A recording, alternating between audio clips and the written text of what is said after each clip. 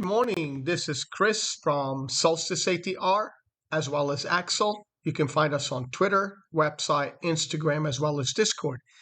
We use this adaptive algorithm, which is an AI for side market, up market, as well as down market. Remember, we're not a broker dealer. Our past performance does not give us any indication of our future results. This is for educational use. Use at your own risk. And data may not be copied unless requested from the website or get in contact with us at the following number right at the bottom. Let's go to the first slide. And I had put something on Twitter last week for everyone, but I want to look at the profile on a monthly basis and explain it in a little bit more in detail. We went as far as October 2022 low in this December. This is the March low where we had a virgin control point on the monthly as well as time spent. We have another one up here. Sometimes the time spent is not identical to the VPOC where the point of control is, where most price and contracts were bought and sold. As well, we have one on the top, and we are forming a new one on the profile a little bit lower than the prior month range. But the most important thing, we have to look at the geopolitical in the global market, the federal policy, as well as interest rates, inflation, banks, the dollar, the VIX, and here are the sectors of the S&P 500. And you can look at the FANGs. It depends where you look at. These are the top 10 holding in the Nasdaq 100, such as Apple, Amazon, Google, and so on. So, and I have crude oil in here. So this is the things you need to pay attention to. In trading, you have to have no bias. Trade what you see on the chart as well as on the setup, whether you're looking at the daily, the 4-hour chart, the hourly, or the 30-minute. And usually the 15 and 5 give you direction for reversals for entries and exits. Let's go to the next slide. Remember, if you like this, remember we have to look at the horizon, always the outcome. In the future, you have to predict whether we're going higher or lower, but we have to pay, once again, attention to the charts. Don't stay wrong in the trade, because it'll eat up your cash flow. Protect your principal. Let money come to you. Take the trade when they're set up and be fluid with the market, not flexible, because if you heat steel, it can crack and get distorted, while fluid in an engine of a car such as oil can maneuver a little bit more smoothly. Last but not least, you know where to find us at Solstice ATR. Get in contact with us. Smash the like button. Subscribe to the YouTube on weekly basis. It's free, this video. Let's go here. And what I wanted to show you is where you can find me on Twitter. It's under Chrissy Farah. And I wanted to go to October because I put on daily basis every couple of days a little bit an outlook on the market, but I usually don't overdo it too much other than just one tweet, maybe every other day or every day in the channel. I put here on October 1st, before the market opened up on Sunday, which is for this coming week. Here is the monthly profile levels using the measured move. And you go, okay, this is the S&P, this is the Nasdaq, set up on the daily 9-month. I have the 9-month chart levels on the micro ES and the Nasdaq. At the same time, I put some sectors in the S&P, and I said keep an eye on Apple, Netflix, Tesla, as well as Google, with the VIX and the dollar. Let's go to the first chart here, and you can see the date. It says October 1st. This is for illustration. We have an RSI divergence, which is in a downtrend, but hitting at 38%. And if it does reverse, we consolidated this week here, and we pushed up where the S&P got a little bit of gain this week, as well as the Nasdaq got a little bit of gain. So, but importantly, right now in Israel, there's a little bit more firework between Palestinians, the Israelis, and the Gaza Strip due to the bombing and stuff. So we have to pay attention to that, as well as crude oil. And what we can do is by understanding the levels. I had put the 200 moving average, you can see it here on the daily, which cored up to the 2230 area. And we bounced off it this week. So let's look at the profile. And this is the Nasdaq. As well, we bounced off that backside of that linear regression channel. You can see where it is, and that was the RSI, and we got a nice reversal. At the same time, here's the measured move. This is the monthly monkey bars or volume profile with the time spent in relationship to the point of control. I did the monthly measured move because the time spent was a little bit higher than the 50%. So we measured the measured move and we put the 50% down here on the S&P 500 as well as the extension, the minus 61.8. Where did we bounce off? The 42.35 and a Virgin POC, which is in purple. These VPOCs are usually done on daily basis on a smaller time frame than the monthly profile. So then this is a Virgin POC at the high as well. So these are the things we look after and we pay attention to. Here's the Nasdaq 100, and it has a similar situation where we bounced off those levels. So we have to trade what we see, not what we think. Okay. Let's just right now go back to Twitter. Once again, this is the home page. This is how you can get in contact with me. And you can subscribe to the YouTube channel, to Twitter. It's always for free. Let's go to the next chart right here. And what I wanted to do is go down to here and show you the Nasdaq 100. As we can see, we had three bottoms. We tested the 116 SMA quite a bit, and we had three bottoms at the 14,590, let's call it.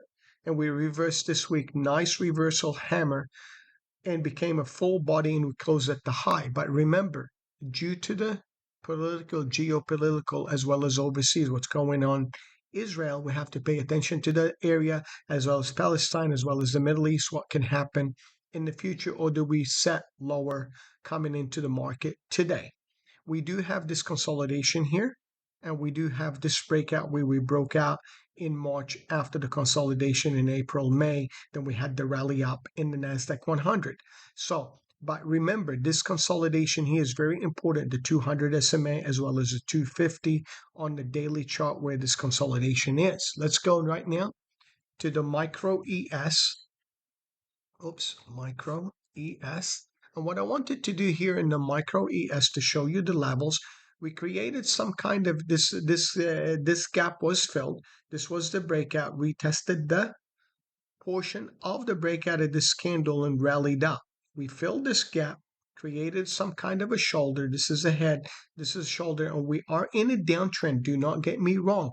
But on a long time frame, we're still in an upslope where we lost the backside of the channel. If I get a point of control, which is the pivot, they call it, or signal alert, and I connect these 2 points, the low ones, to here, you can see we violated that area once, rallied up, failed again, and on Friday we rallied up. This is a very important, the 200 SMA and the 250 and the 41, 49, 75. This is a monthly measured move, which coming in from March 23rd, 2020 till the high of December in 2022. And what I want to do is show you it on a 5-year chart and go back and break it down. Let's go 5 years. We're going to go weekly on the chart so everybody can see where this area is coming from. If you notice, this is the very low.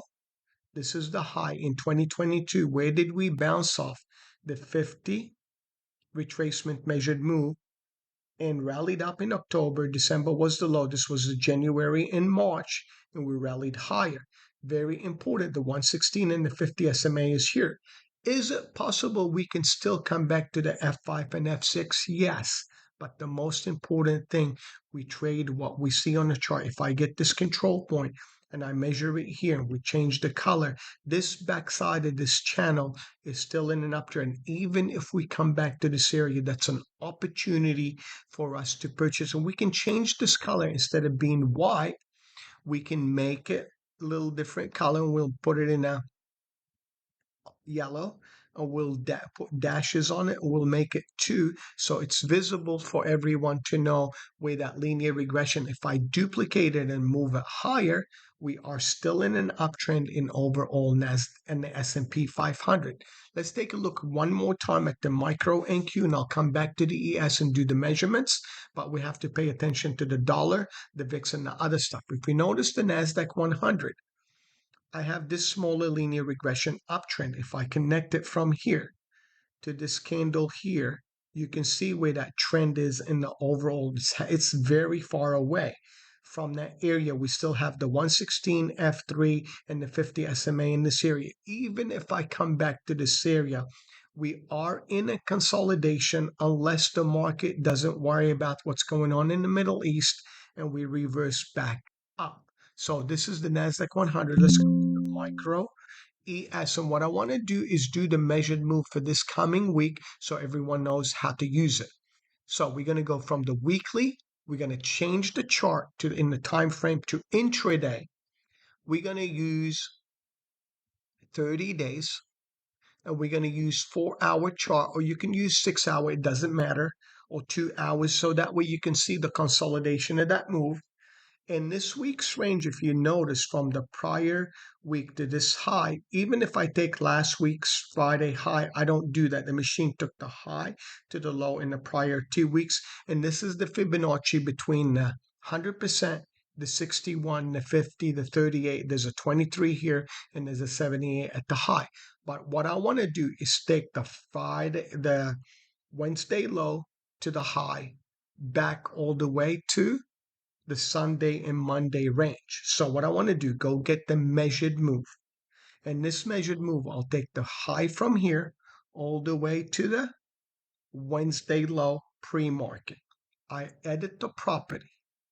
And what I usually do, these are the extensions to the upside.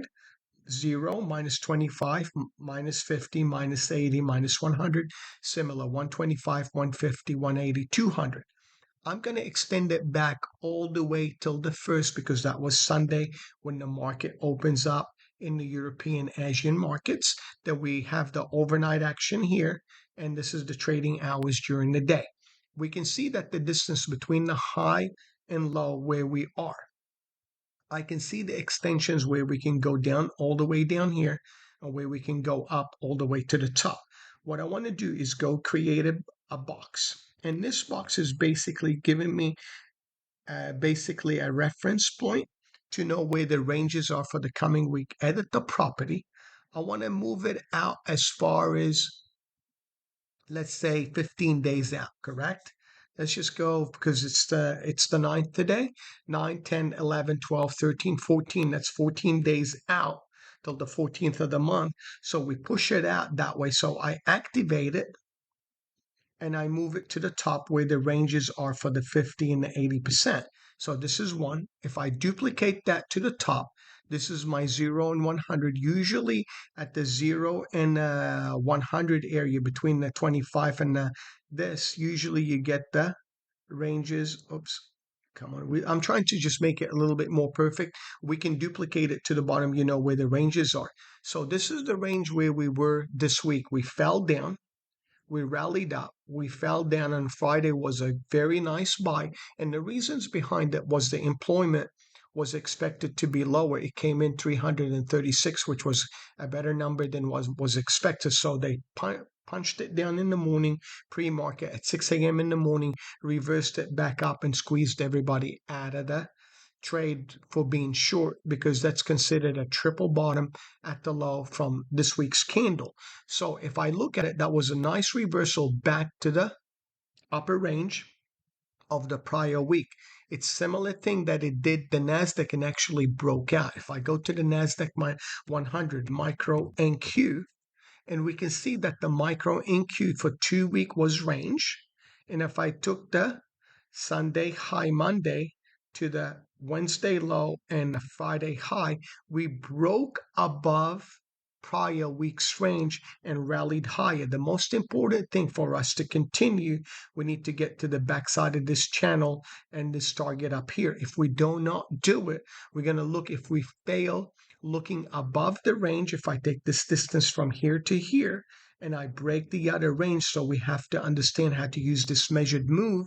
If I take this range here and I edit it, the property, and I extend it till the 1st, we know where our range is for the prior week. And even if I go back 10 days further, edit the property, just let's do it a little bit more so everybody can see it. So if I end up in this range here and I break this candle, I look for the upside and the backside of this channel and this target up here where this candle took us down. Because in the prior 2 weeks, we were range bound up here. We fell down. We were range 2 weeks.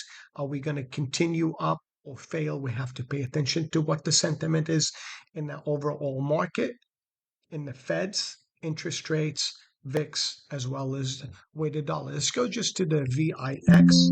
I'm going to put the VIX on a weekly basis so everybody can see what's going on. We're going to go 3 years. We can see we were in a downtrend. We consolidated here at the $12. We peaked up, looked at the 116 SMA, missed it on the weekly, and got an inverted hammer. I have to pay attention to that $20 and 22 in case we reverse back and clear the F3, which is the 200 SMA, in case the market gets to be bearish and the economy goes down the tube. If this doesn't and I come back in range below the 14, that would be better. Let's take a look at the dollar DXY. Oops. Dollar sign DXY. And we can see in the dollar sign DXY, this was the prior year range, high and low. We closed in this area. We've been range bound for a while. Eventually, we broke out of that range and we have tested the 61.8. The most important thing in this dollar that we have to pay attention to, do we clear the range from this here to this prior high? Because the machine, you can see where it took the January low to the high, and last year's range was all the way down here. So if I take this area from here to here, we are reaching F5. Do we break out and go to F6, which is a 61.8, or do we fall back to the range of the 38.2 or 61 if the machine draws it up or going down? This because we still act as resistance. So pay attention to the dollar. Last but not least, I want to show you the TBT, which is the ETF for the interest rate bearing account. I won't show ZF, it's just the inverse of it, or the ZN, which is the 10-year notes, and the 10-year notes, which is the interest rates. They were at 4.78% this week, at highest since 2007, more than 13 years, it's been higher. So interest rate has spiked up. We have to pay attention if this gonna fall and fill this gap, if the Fed's going to slow down or keep interest rates high. So the most important thing, remember, we're going to trade what we see on the charts, and here's the NYFANG. And I wanted to put the NYFANG just to give you the overall Nasdaq 100 index, which is part of it. It's only having Google, Microsoft, Meta, Netflix, Tesla, Apple, and so on. So I wanted to give you a concentrated sector so you know where the sector is in relationship to the XLK, and you can see where the XLK NASDAQ 100 is.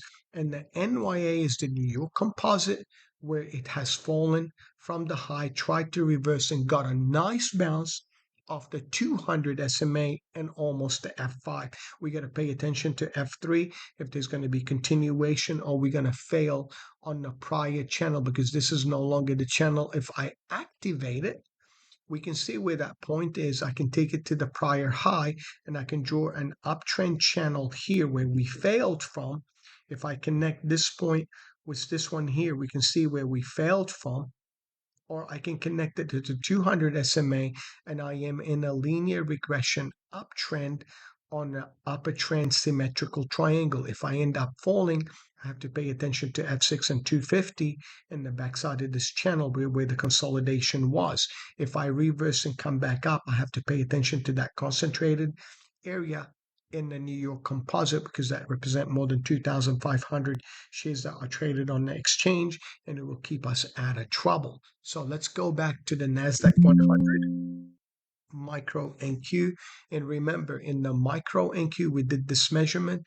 What I want to do is go to the daily, and what I want everyone to pay attention to is this extension down here between the 180, 200.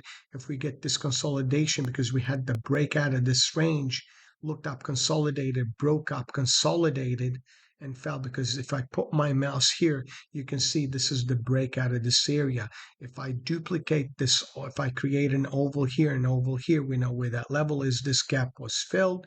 We had 3 bottoms here. Does these 3 bottoms sufficient enough to come back to the backside of the 50 SMA, backside of this channel, to continue higher in F6, or do we fall back down? So this is in the NASDAQ 100. I hope this video was very helpful. You can once again check us out at Solstice ATR. Get in contact with us. Hit the smash button.